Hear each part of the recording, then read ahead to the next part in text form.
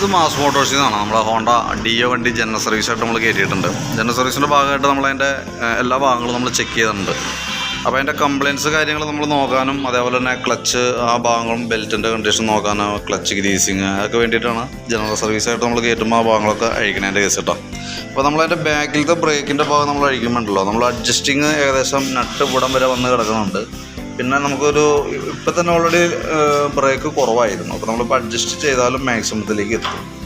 അപ്പോൾ ലൈനർ കിടക്കുന്നത് കമ്പനി ലൈനറാണ്, അത്യാവശ്യം അതിൻ്റെ ഉപയോഗത്തിലേക്ക് എത്തിയിട്ടുണ്ട്. അപ്പോൾ അത് മാറ്റിയിടുന്നതാണ് സേഫ് കേട്ടോ. കാരണം എന്താ വെച്ചാൽ അതല്ലാന്നിട്ട് നമ്മളിപ്പോൾ തൽക്കാലം അഡ്ജസ്റ്റ് ചെയ്ത് ഇട്ടാലും അടുത്ത സർവീസ് വരെ എന്തെങ്കിലും ഓടും, അതിക്ക് മുമ്പ് കൊണ്ട് നമ്മൾ മാറ്റാൻ നിൽക്കേണ്ടി വരും. പിന്നെ അതേപോലെ തന്നെ അതിൻ്റെ എയർ ഫിൽറ്ററിൻ്റെ ഭാഗം നമ്മൾ നോക്കുമ്പോൾ എയർ ഫിൽറ്ററൊക്കെ കിടക്കുന്നത് കമ്പനി ഫിൽറ്റർ തന്നെയാണ്, ഹോണ്ടയുടെ കമ്പനി ഫിൽറ്റർ തന്നെ കിടക്കണത്. വലിയ മോശമൊന്നും പറയാനൊന്നും ആയിട്ടില്ല. നമുക്കൊന്ന് തുടച്ച് അത്യാവശ്യം ഒന്ന് ക്ലീനാക്കി റീസെറ്റ് ആക്കിയാൽ മതി. കാര്യമായിട്ട് കുറച്ച് പൊടിയൊക്കെ ഉണ്ട്, പക്ഷേ കാര്യമായിട്ടുള്ള ബ്ലോക്കായിട്ടോ അങ്ങനെയൊന്നും വന്നിട്ടില്ല. പിന്നെ ക്ലച്ചിൻ്റെ ഭാഗത്ത് നമ്മൾ ഓയിൽ ലീക്കോ കാര്യങ്ങളോ വേറെ പ്രോബ്ലംസ് ഒന്നുമില്ല. കിക്കറിൻ്റെ വീലൊക്കെ നമ്മൾ അയച്ച് ഗ്രീസ് ചെയ്യുന്നുണ്ട്. ഇതതിൻ്റെ ക്ലച്ചിൻ്റെ വേരിയേറ്റർ ബോഡി, അതിൻ്റെ ബോസ് ഡ്രൈവ്, റോളർ സെറ്റ് കാര്യങ്ങളൊക്കെ നോർമൽ സാധാരണ നമ്മുടെ ഉപയോഗം കണക്കാക്കിയിട്ടുള്ള തേമാനങ്ങളൊക്കെ ഉള്ളൂ. വേറെ കംപ്ലയിൻ്റ് എന്ന് പറയാൻ കണ്ടീഷനൊന്നുമില്ല. ഇതതിൻ്റെ വെയിറ്റ് സെറ്റ്, റോളർ പിന്നൊക്കെ വന്ന ഭാഗമാണ്. അപ്പോൾ അതൊക്കെ ഒന്ന് ക്ലീൻ ചെയ്തിട്ട് നമുക്കൊന്ന് ഗ്രീസിങ് നടത്തി റീസെറ്റ് ആക്കാം. ബെൽറ്റ് ആയാലും ബെൽറ്റിൻ്റെ കണ്ടീഷൻ നമ്മൾ നോക്കുമ്പോൾ ബെൽറ്റ് കമ്പനി ബെൽറ്റ് തന്നെ കിടക്കണേ, ഹോണ്ടയുടെ കമ്പനി ബെൽറ്റാണ് കിടക്കണേ. നിലവിൽ വേറെ കംപ്ലയിൻറ്റ് ചെറിയ സെൻറ്റർ പോർഷൻ നോക്കുമ്പോൾ ചെറിയൊരു ക്രാക്കൊക്കെ തുടങ്ങിയിട്ടുണ്ട്. പക്ഷേ നമുക്കിപ്പോൾ അതിന് വേണ്ടിയിട്ട് ഇപ്പോൾ നമ്മൾ നിലവിലൊന്നും ചെയ്യണ്ട, കാരണം അത് അത്യാവശ്യം നല്ല രീതിയിൽ തന്നെ നമുക്ക് ഉപയോഗിക്കാൻ കിട്ടും.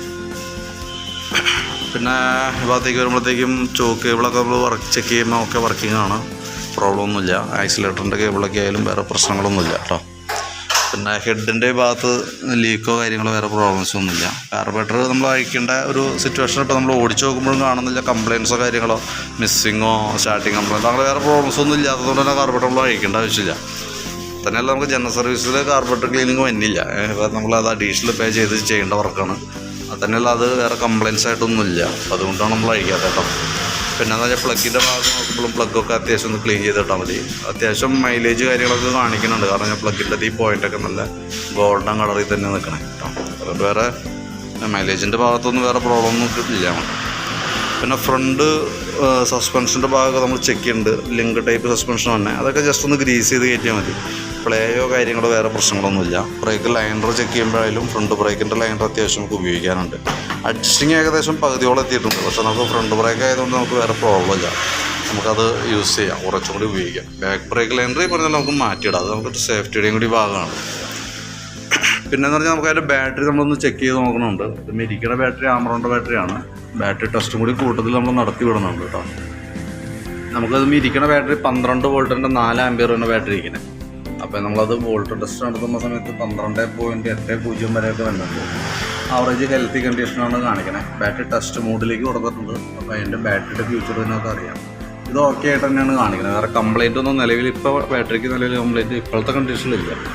പിന്നെ നിലവിൽ പ്ലഗിൻ്റെ കേസ് നമ്മൾ പറഞ്ഞിരുന്നു, എഞ്ചിൻ ഓയിൽ മാറുന്നുണ്ട്. അപ്പോൾ ഇതൊക്കെയാണ് മെയിനായിട്ടുള്ളത്. നമുക്കിപ്പോൾ റീപ്ലേസ് ചെയ്യേണ്ട ഒരു പാർട്സ് എന്ന് പറയാനാണെങ്കിൽ ബാക്കിലത്തെ ബ്രേക്ക് ലൈനർ മാത്രമേ ഉള്ളൂ. പിന്നെ എഞ്ചിൻ ഓയിൽ നമുക്ക് സർവീസുമായി ബന്ധപ്പെട്ട് നമുക്കത് നോർമൽ ചെയ്യേണ്ടവർക്കാണ്. വേറെ പറയത്തൊക്കെ നമുക്ക് ഈ ആക്സിലേറ്ററിൻ്റെ ഒക്കെ ഈ കേബിളിൻ്റെ ഇവിടെ ഔട്ടറൊക്കെ ചെറുതായിട്ടൊക്കെ പൊട്ടി തുടങ്ങിയിട്ടുണ്ട്. പക്ഷേ ഇപ്പോൾ ടൈറ്റൊന്നുമില്ല, നമുക്ക് നെക്സ്റ്റ് സർവീസൊക്കെ വേറെ സിമ്പിളായിട്ട് ഓടിക്കാം, അത് പ്രശ്നങ്ങളൊന്നുമില്ല. അടുത്ത സർവീസിലും നമ്മൾ മെയിനായിട്ട് നമുക്ക് ഇതേപോലെ തന്നെയാണ് എല്ലാ ഭാഗങ്ങളും നമ്മൾ ചെക്ക് ചെയ്യുന്നുണ്ട്. അപ്പോൾ എന്തെങ്കിലും കംപ്ലയിൻറ്റ് കൂടുതലായിട്ട് ഫീൽ ചെയ്യുകയാണെങ്കിൽ നമുക്ക് നെക്സ്റ്റ് സർവീസിലെ കേബിള് ആക്സിലേറ്ററിൻ്റെ കേബിളും ചോ കേബിളാണ് നമുക്ക് വരാം. അപ്പോൾ അത് നമുക്ക് അപ്പോൾ ചെയ്താൽ മതി, ഇപ്പോൾ നമുക്ക് അതിൻ്റെ ആവശ്യമില്ല.